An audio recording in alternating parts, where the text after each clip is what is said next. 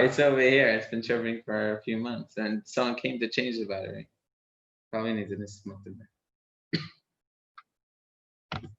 Okay. Fine. Should we begin from the beginning? Begin from the beginning. And then when we get there, we'll discuss it. Okay. Okay. Balotcha in a nutshell. Arthur, take the lead. Aaron is commanded to raise light in the lamps of the menorah. The tribe of Levi is initiated into the service in the sanctuary. The second Passover is instituted in response to the petition, "Why should we be deprived?" by a group of Jews who were unable to bring the Passover offering in its appointed time because they were ritually impure. God instructs Moses on the procedures for Israel's journeys and encampments in the desert. The people journeyed in formation from Mount Sinai, where they had been camped for nearly a year. The people are dissatisfied with their bread from heaven, and demand that Moses supply them with meat. Moses appoints 70 elders to whom he imparts of the Spirit, who assist him in the burden of governing the people. Miriam speaks negatively of Moses and is punished with leprosy. Moses prays for her healing, and the entire community waits 7 days for her recovery. That's a portion in a nutshell. Okay, so we're going to jump around a little bit because this is too much that I prepared today. So we'll start off a little bit in the beginning, then we'll move to the middle, then we'll move to the end. So let's start in the beginning. Keith. Speak to Aaron and say to him, when you raise light in the lamps, Midrash. Aaron did not bring an offering for the sanctuary's dedication. See previously Parsha with the other princes of the tribes. And so he thought, woe is me. Perhaps it is on my account that God does not accept the tribe of Levi. God therefore said to Moses, go to say to Aaron, fear not, you have in store for you an honor greater than this. The offering shall remain in force as long as the temple stands, but the lamp shall always give light. Okay, hold on. So Aaron felt, Aaron did not, all the Jewish people brought all their gifts to donate to the temple and to build the temple. So the priests were left out because they thought they were going to make up the difference. Whatever the Jews don't bring, will bring the balance. But since the Jews brought so much, then Moses had to tell them, stop, you're bringing too much. Mm-hmm. You ever heard of a Jewish fundraiser that worked that way? I've never heard that. Stop donating. It's too long.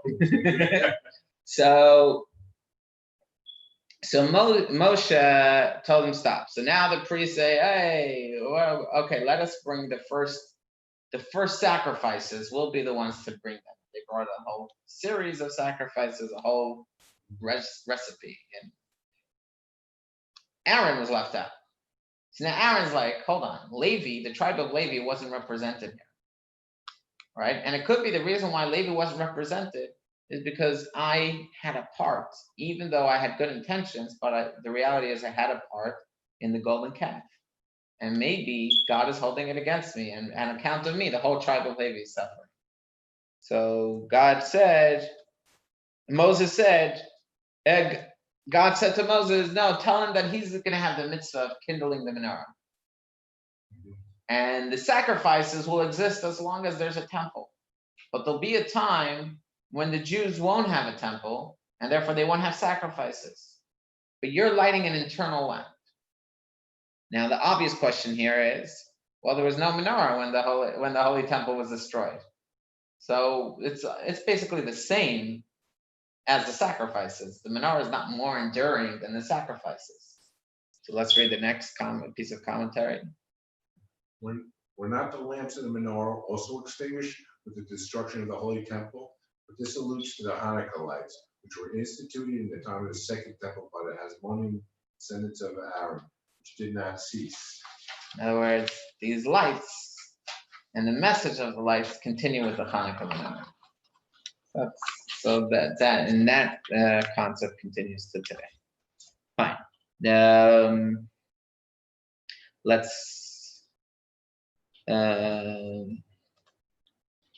Let's jump to this side over here. When you raise your lights. Arthur. When you raise light, This is to teach us that the lamplighter must hold the flame to the wick until the flame arises on own accord. The Baba's Rebbe, the spiritual significance of the mitzvah of lighting the menorah is that one should be a lamplighter who ignites that latent potential within the soul of man, a lamp of God. Here too, the endeavor must be to kindle the lamp so that a flame arises of its own accord. In teaching and influence one's fellow, the objective should be to establish him or her as a self-sufficient luminary, to assist in developing his talents and abilities so that his lamp independently glows and in turn kindles the potential in others. Okay, so we have to recognize that, what we bring to the table as lighters is not the fuel.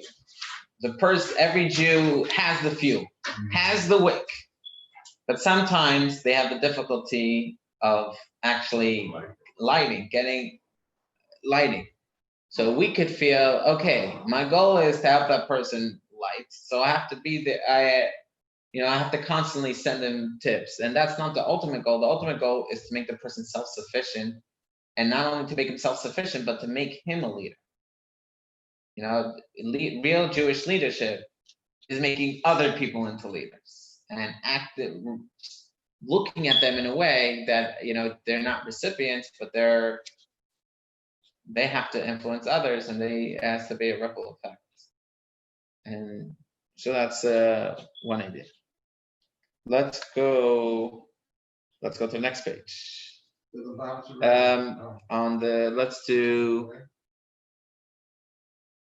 Let's do 8.3. We're on the top of the page over here. I wonder if I need a pointer. Yeah, right here. And Aaron did so. 8.3. It says that Moses told Aaron, light the menorah. And Aaron did so. So the question is, what's the big deal? You say, maybe it's not a big deal. It's just the Torah is mentioning what happened. But there's always a lesson to take. It seems you could read it as if the Torah is saying, Aaron, he actually did light the menorah. Moses told him to do it, and he did it. Wow, amazing. What's so amazing? So let's read Rebbe Levi Yitzchak Bartitchev. Imagine standing in the sanctuary before the holy menorah and to be capable of actually lighting the lamps, to place the wicks in its position, and to fill the lamps without spilling the oil on the floor. This was truly an exceptional achievement on the part of Aaron. The achievement was that he wasn't trembling and going out of his box. He was able to stay composed externally, while emotionally on the inside, he was all over the place. All right. Mm-hmm. So that was the feat. He was able to pull it off. He was able to do so. In other words, there were certain people. It says in the time of the Second Temple, there were high priests that weren't qualified for the job. So the fact that they lit a menorah, they're spiritually insensitive. They don't appreciate the place that they're in. But for Aaron, who appreciated where he was and was still able to light the menorah, there was once a Hasidic master who prayed that he should have the fear of heaven like Abraham feared God. Right. And God granted it to him. And he immediately ran underneath the table and started shaking underneath the table and trying to hide from God, until God released him from the fear. He's like, okay, I'd rather let me take my old fear back. That level is too much. Don't you think, for you, that Aaron would have a certain comfort with Hashem? The simple fact that whenever Moses spoke, and the Torah says, Hashem spoke to Moshe and Aaron. Hashem spoke to Moshe and Aaron. So you know what? When you're first in school and your teacher talks to you, you're quaking in your boots. On the 30th day, it's like, what does he want now? So that would be true of someone who most of our fear comes from the unknown. Right. Right? There's a distance. I'm a little boy, and that teacher, he is so much. Then after 30 days, you realize he sneezes, he coughs, he makes mistakes, he's forgetful, he has buttons to push. So as more time goes by, the person becomes less impressive, right? Versus God. the more time you're with him, the more impressive you come. You realize, you start like, wow, I'm not even getting closer. I'm trying to get closer to God, and the closer I get, I realize how you're not actually further. You're just awareness of how distant you are. It becomes greater. So you can, and you never get too comfortable with God. However, later on we're going to learn a story where Bilam's donkey sees an angel on the road, right, and therefore can't go. And Bilam's knocking the donkey, let's go. And suddenly his eyes open and he sees the angel. So what do we see? In a way, animals can see things that even a prophet like Bilam can't see. And the Talmud tells us why. Because God knows if human beings would see this, they would be jumping all over the place. Since animals have lower intelligence, it doesn't faze them. It doesn't faze them when they see an angel. Versus if a human being would see it on a regular basis, they wouldn't be able to breathe. Wouldn't be able to. So, that's okay. All right. I was listening to some guy, it's genius. I just found out about him a couple of days ago. He says you start knowing stuff when you realize how much stuff you don't know. Right. Okay, that's when you start learning. That's wisdom. Yeah. Yeah.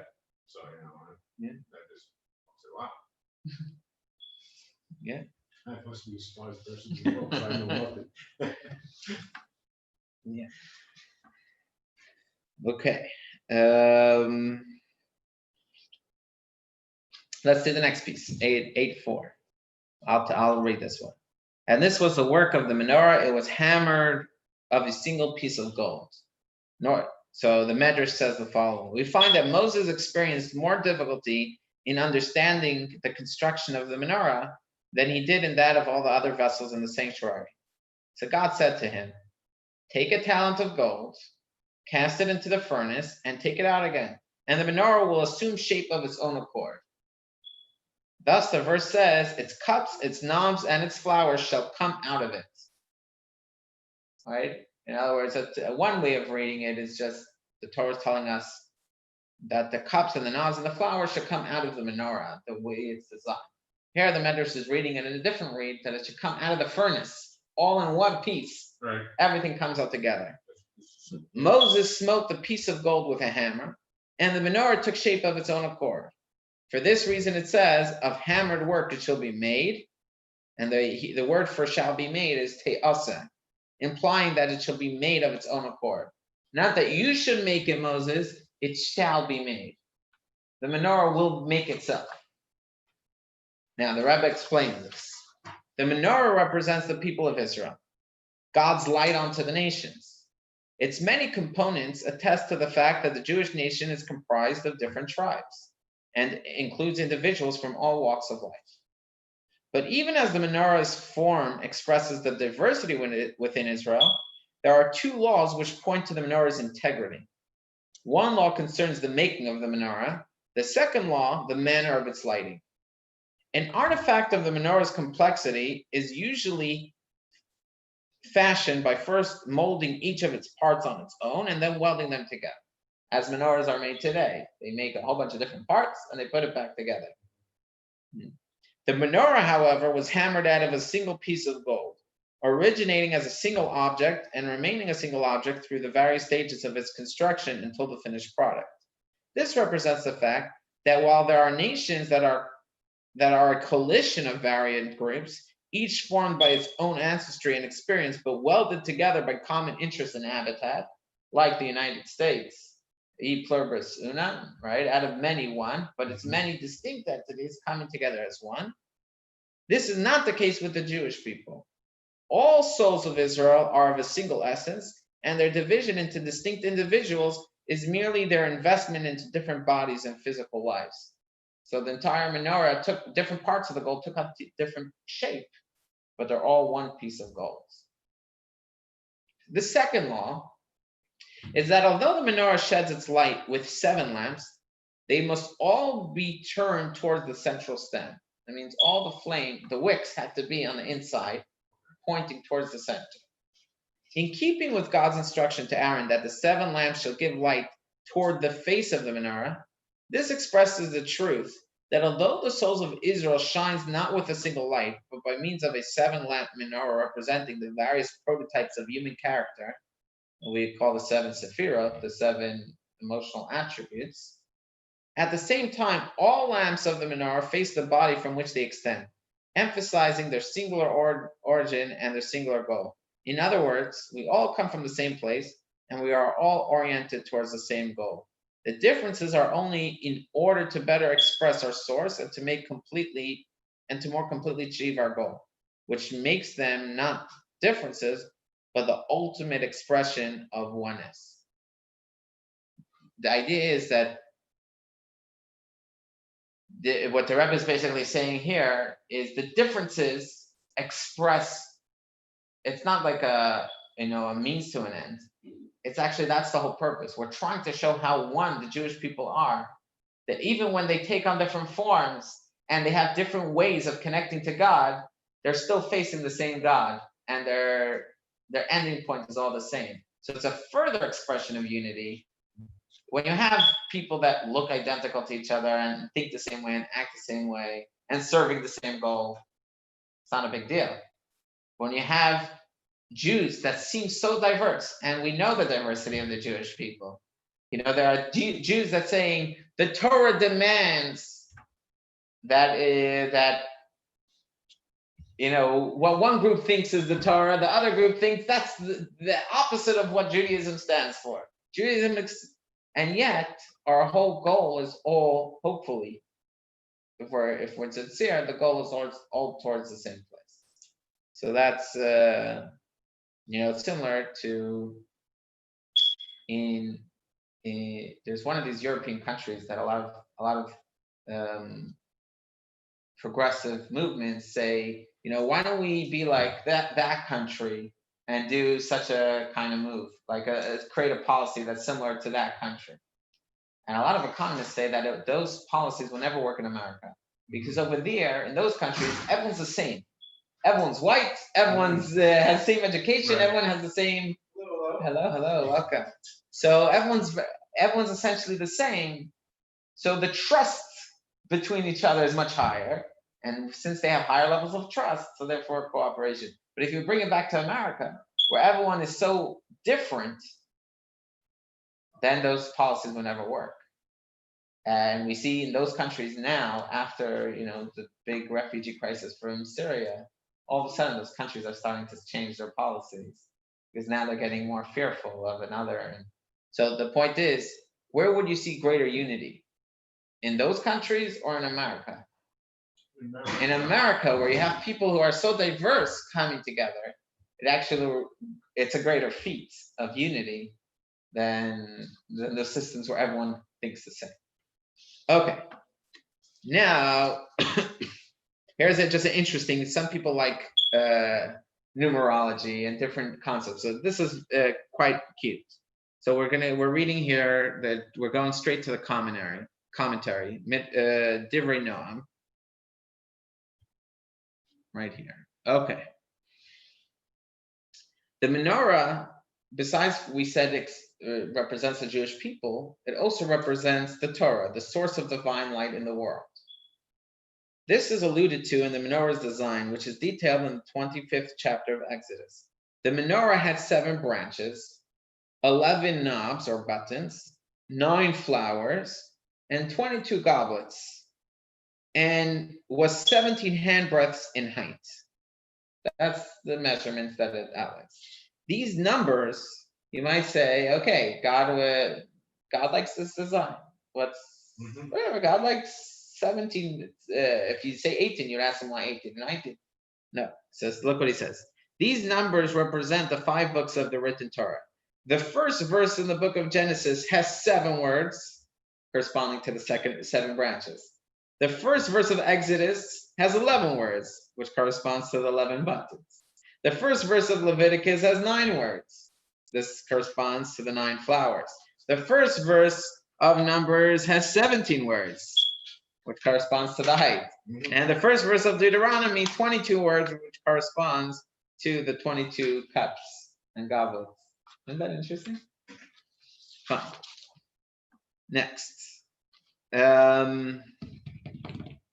This is a big topic. So what time is?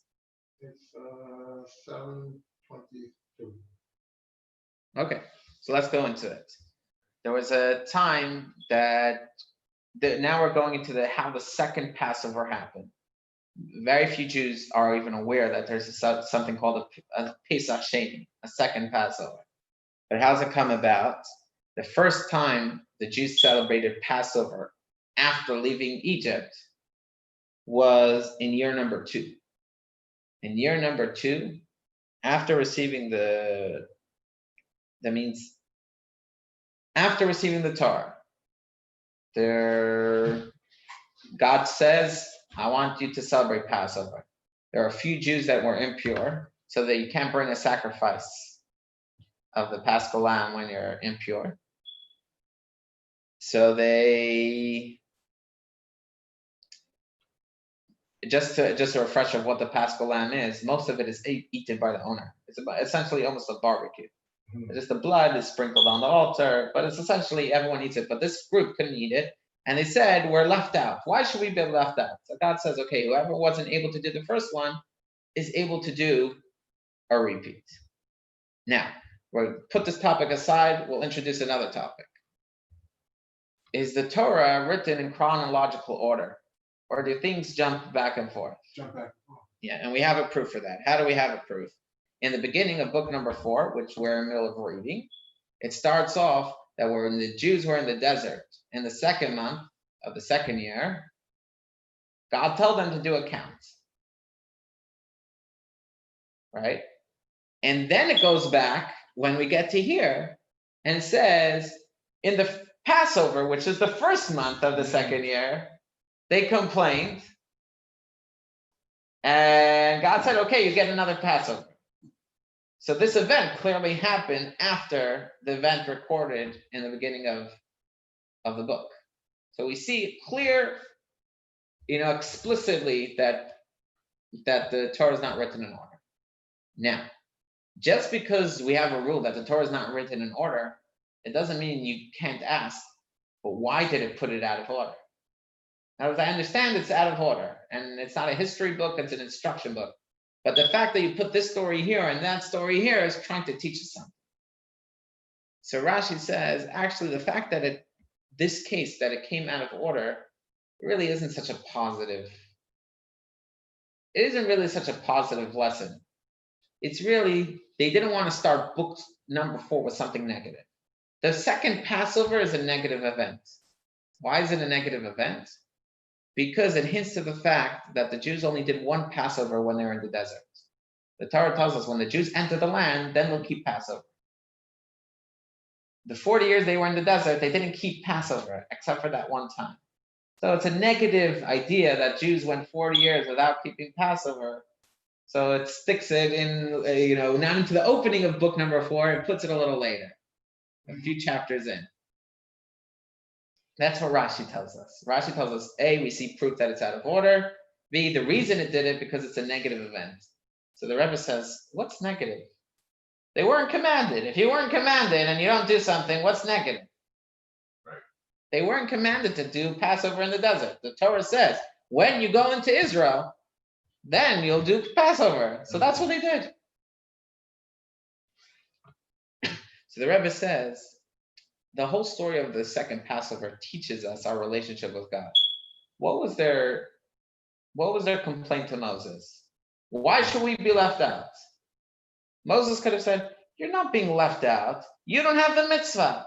So you're fine. You're God's not going to hold you accountable for not bringing it. You weren't obligated to.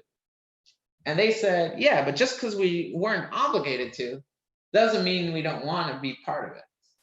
Right?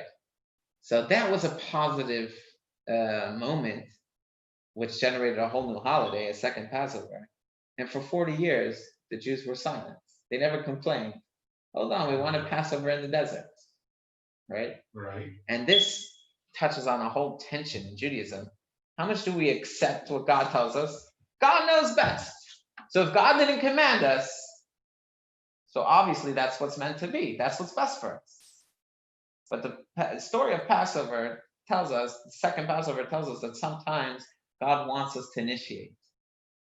God wants us to initiate action. So they said to Moses, why don't we have Passover every year? That would have been a positive thing. That would have been a positive But thing. this shows Nobody that thought of it? nobody thought of it. For 40 years, Nobody thought of it. nobody thought to demand that we should have Passover again. They all suffice. God doesn't ask, fine. We're fine with that. If God doesn't want it, we don't want it. That's like a spouse saying, she didn't ask me for flowers, so I'll never buy her flowers. Yeah, you're right. She didn't ask for it. It's like the husband. They come to see the rabbi after 15 years of marriage, and then the rabbi turns to her. What's the problem? Since the day we got married, not a single time did he tell me he loves me. So the man says, I said it under the chuppah. If I change my mind, I'll let you know. Right. So that's the thing. God told us his instructions at Mount Sinai. Keep Passover now. Keep Passover when you enter Israel. He didn't change his mind. Fine. So the Torah. So what's interesting here is that God is telling Moses and the Jewish people, no, I want you to demand to be closer to me, to have more opportunities to connect with me. And that's why custom takes on so much significance. Custom is the way that Jews say, I know God didn't ask me to eat latkes on Hanukkah. Right. But I want to do this for God. I want to do something to get closer to God. Which brings into, there was always a split between leadership about Jews demanding Mashiach. Right. We want Mashiach now. We want our holy temple back. Right. So some rabbis were in the position, let God do his thing. When God's ready, we'll be ready. Mm-hmm. When God's not ready. We're going to force God's hand. God knows what's best. But the other camp always took the opposite position, saying, the other camp took the opposite approach, saying that we have to demand and we have to push and we have to be partners in this and not just passive, spectators of history. We have to actually make history too. This is an interesting debate. Could somebody who did the first Passover celebrate the first Passover? Could they celebrate the second one? No. One time. It's a one-time deal. Exactly. Okay. Now let's move on. Let's go to the page. Everyone see the picture over here? It's chapter 10, verse 35. Okay. That's from tomorrow, what we're going to read in the Torah, from the Torah scroll. You see how there's two backwards nuns? Well, I see one. Right here. The Right at the beginning end of and the set. They're upside down. yeah, Right here. they're backwards. That's what's these nuns are, backward nuns, reversed nuns, mirrored nuns. And the reading says, Vayehi b'nsa Aaron vayomer Moshe. That's what it is, right? That's what this passage of the Torah. We don't have these nuns anywhere else in the 5 books of Moses, and I don't. Maybe it exists somewhere in the rest of the books, but I don't know. What does it serve as? It serves as apprentices. In other words, let's read the commentary. So, Dr. Steve, you want to read for us Talmud Shabbat? Shabbat for the section. Yeah, and the next For this section, God placed symbols above and below because it ranks as a separate book. And the next piece. Midrash Rabbah. Wisdom has built her house. She has hewn out her 7 pillars. Bar Kapra interpreted this verse as referring to the Torah and its 7 books, but surely there were only 5. Bar Kapra considered the portion from the beginning of the book of Numbers until the verse, it came to pass when the ark went forth, as 1 book. The 2 verses, it came to pass, and when it rested, as another book. And from there to the end of Numbers, as yet another book. Discounted, we have 7. In other By words, discount, we have we 7. always say the 5 books of Moses. Bar Kapara says no, there's actually 7 books of Moses. Well, what's his He says the book of Numbers, if you look into it, usually a book has a theme, right? Even though we say, okay, Genesis is Genesis, Exodus is Exodus. But actually, the entire book of Genesis shares one theme, and the entire book of Exodus shares one theme. And you really look into the commentary to explain the theme. And according to Bar Kapara, you look at what happens after this paragraph, and it starts a whole bunch of stories of rebellion and trouble. The Jews doing trouble with Moses and with God. Miriam and the manna, complaining about the manna, and then with the sending of the spies and the Korach and the sin with Bilam. It goes one tragedy of the Jewish, I don't know tragedy, but it's a whole different style than the book of Numbers, which is the beginning. The book of Numbers, and it's a whole different kind of theme. And Vayhi bin Soa is a theme on its own. So that was Bar Kapara's view. And yet other commentaries say that you can find a unifying theme of the entire book. So, if we had time, we'd go into that at depth. Like, what's the unifying theme? But we don't have time for that right now. But that's it's just interesting that, So does that parentheses make a book in a sense? Yeah, that's its own book. One of the books. That's the shortest book in the 24 books of in the Bible. And you already know it. That's it. Okay.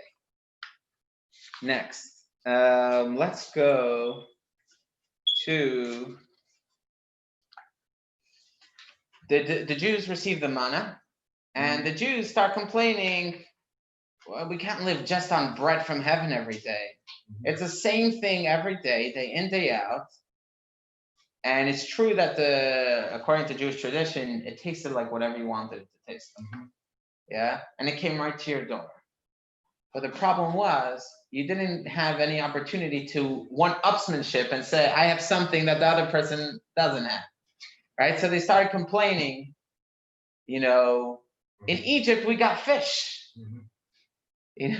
What are we living on this bread from heaven? We want something. So look what they complained. They were I'm looking at 11:15, the second one. Okay, we remember the fish which we ate in Egypt for nothing. Do you see that? 11:5, sorry. 11:5. I'm sorry. Okay, 11:5. We remember the fish which we ate in Egypt for nothing. So the Sifri says, for nothing, they were saying, this manna, you know what this manna comes with? It comes with obligations. It comes with the whole Torah.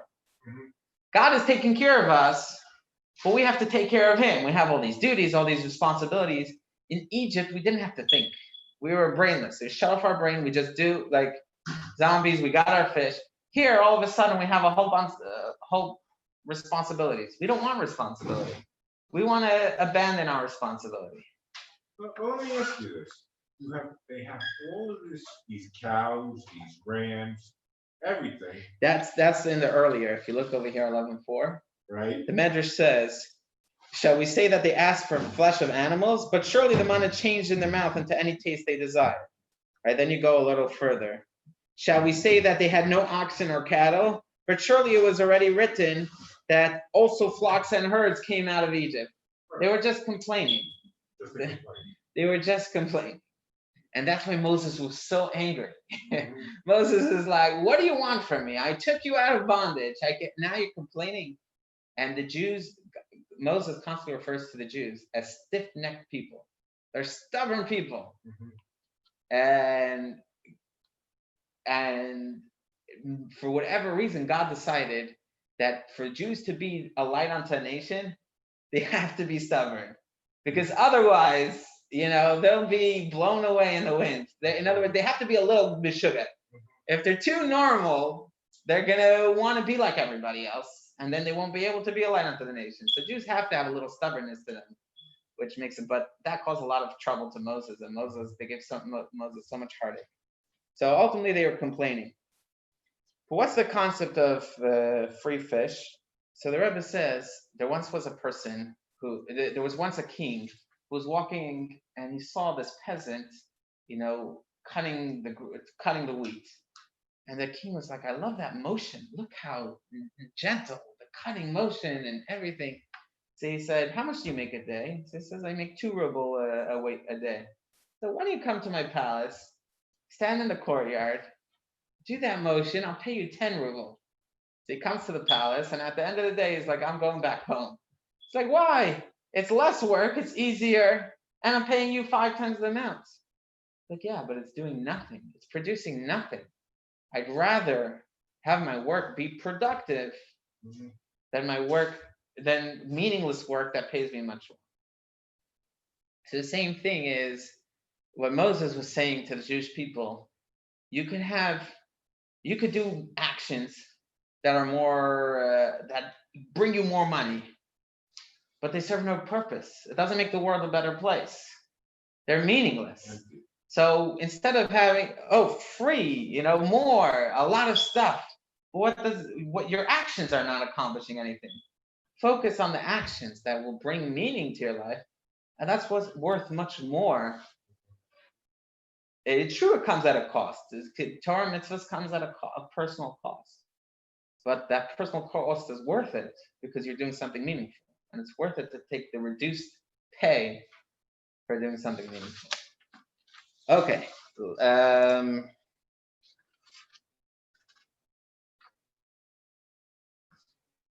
Let's read Rabbi Yonason Eibschitz, because you just see how true. He lived 300 years ago, and you see how human nature is still the same. Okay, we're looking at 11:6. If you look at chapter 11, verse 6, but now our soul is dried away. There's nothing at all besides the manna before our eyes. It says actually that one of the reasons the Jews were so befuddled by manna is that manna was so pure, there was no waste. And it was just, they couldn't relate that they're consuming food and that's it. There's everything is wholly nutritious and there's no waste product, no byproduct. So that was something. But Rabbi Yonason Eibschitz says, a person derives pleasures from material things only by comparing what he has to what his neighbors have. What's the use of having a nice house if there's no one to see that I live in a nice house? So though they could enjoy every taste in the world in the manna, they derived no pleasure from it since everyone had it. Right? That's something to recognize. To first of all, if you're making policy, don't work so hard to make sure everyone has everything equal, because not necessarily will that lead to greater happiness. And personally, for recognizing what are things in our house that make us happy, and what are things that only make us happy because other people see it, and those things to not invest in them too much. Okay. Okay. Lastly, because I think it's 7:30. 7:30. Yeah, almost 7:20, 7:40. Okay, so we'll stop there. Okay, we'll stop there. He started at 7, I guess. We started at 7. Okay. Very good. Okay, good Shabbos, everyone. It's good I to see have everyone. one question, the wave offering. Yes. Which one? The wave offering. Many Aaron offerings were waived. The Levites, Picked up the. he picked up every one of them. Yeah.